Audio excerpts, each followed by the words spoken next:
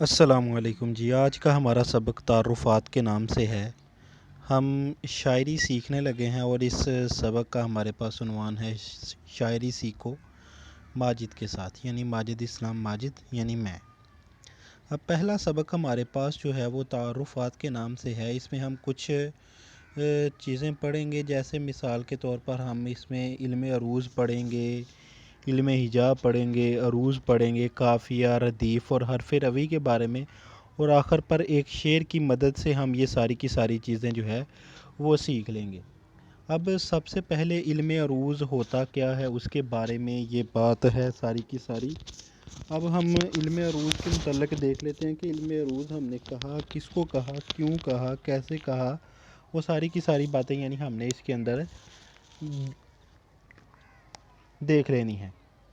سب سے پہلے نمبر پر ہمارے پاس علم عروض ہے۔ یہاں پر میں نے لکھا ہوا ہے شعر کو موزوں کرنے کا طریقہ کار جو ہے اسے ہم علم عروض کہہ دیتے ہیں۔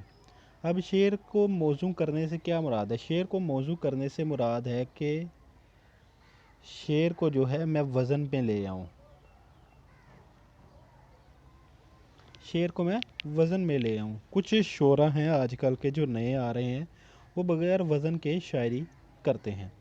پھر علم عروض کا تو آپ کو پتہ چل گیا، شاعری کو موزوں کرنے کے لیے جو بھی طریقہ کار استعمال ہوگا ہم اسے علم عروض کہہ دیں گے، ٹھیک ہے؟ اس میں شعر کو موزوں کیا جائے گا۔ دوسرے نمبر پر ہمارے پاس علم ہجا علم ہجا ہے۔ علم ہجا کہتے ہیں ہجے کو ہم نے پہچاننا ہے۔ اب ہجے کی دو قسمیں ہوتی ہیں، ایک ہوتا ہے کوتا، ایک ہوتا ہے بلند، ٹھیک ہے؟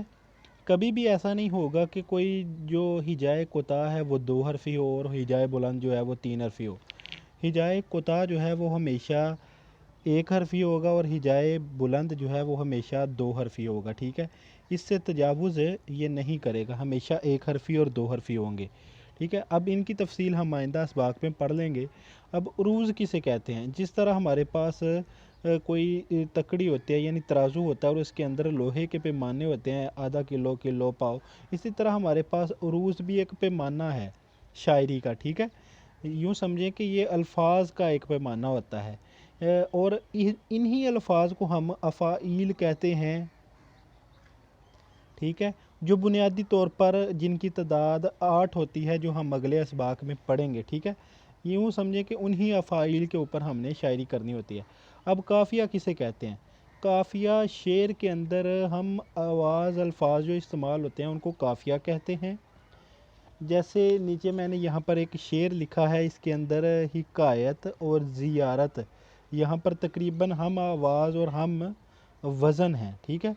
تو یہ الفاظ استعمال ہوئے ہیں ہمارے پاس، تو یہ قوافی ہیں یہاں پر، حکایت اور زیارت، ٹھیک ہے؟ اب ہم آواز الفاظ تھے تو یہ ہم آواز الفاظ، ان کو ہم نے قافیہ کہہ دیا۔ ردیف، ایک جیسے الفاظ جو قافیہ کے بعد آتے ہوں، ٹھیک ہے؟ ایک جیسے الفاظ جو قافیہ کے بعد آتے ہوں ان کو ہم ردیف کہہ دیتے ہیں، ٹھیک ہے؟ ردیف کی آپ کو سمجھ آ گئی۔ اب ہمارے پاس ہے حرف روی۔ قافیہ کا آخری حرف جو ہے، آخری حرف یعنی ہمارے پاس یہاں پر تے ہے، تو یہ ہمارے پاس یہاں پر حرف روی آ گیا، ٹھیک ہے؟ ردیف یہاں پر تھا یا نبی تیرے مدینے کی، ٹھیک ہے؟ تو یہ ہمارے پاس یہاں پر ردیف آ گیا تھا۔ امید ہے کہ آپ کو یہ سبق جو ہے وہ بالکل سمجھ آ گیا ہوگا۔ جو دوست آن لائن یہاں پر کر رہے ہیں وہ حرف روی میم، لام اور رے کے اوپر 10 قوافی جو ہے نا وہ لکھیں گے، ٹھیک ہے؟ اور یہاں پر جو ہے کومنٹ کے اندر بتا دیں گے، ٹھیک ہے؟ اور اس کے بعد آپ نے علامہ اقبال کی ایک نظم ہے، ٹھیک ہے؟ وہ کون سی نظم ہے بلا؟ وہ نظم ہے دعا، ٹھیک ہے؟ اس کے اندر سے آپ نے پہلے شعر کا جو ہے قافیہ اور ردیف وغیرہ جو ہے، قافیہ، ردیف، یہ سب اس میں سے ڈھونڈنا ہے۔ امید ہے کہ آپ کو یہ ویڈیو بہت پسند آئی ہوگی۔ اگر پسند آئی ہے تو ہمارا چینل جو ہے وہ سبسکرائب کرنا مت بھولیں۔ السلام علیکم ورحمۃ اللہ وبرکاتہ۔